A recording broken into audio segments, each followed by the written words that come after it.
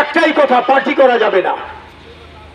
মোহনপুরের অবস্থা কি? কাজ নেই, কর্ম নেই, নেশার পুটুলি বিক্রি হয় দাঁড়িয়ে থেকে শাসক দলের তত্ত্বাবধানে, গাঁজার চাষ হয়, সেই গাঁজার চাষে যুক্ত, তোলাবাজিতে যুক্ত শাসক দলীয় লোকেরা। বিধায়ক মন্ত্রী জানেন না এটা হতে পারে? এটা চলছে মোহনপুরে দীর্ঘদিন ধরে। মোহনপুরে আমরা যদি দেখি একের পর এক ঘটনা ঘটে চলেছে।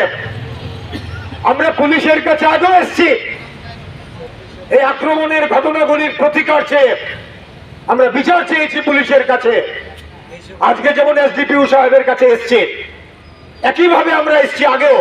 এই লেম্বু ছড়াতে মিটিং করেছি, বিক্ষোভ দেখিয়েছি। কি হয়েছে?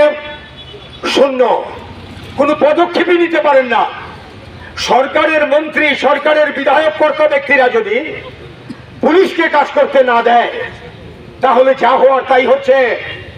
আজকে আমরা এখানে যে এসছি, আমরা ধৈর্যের সীমা আমাদের ভেঙে গেছে।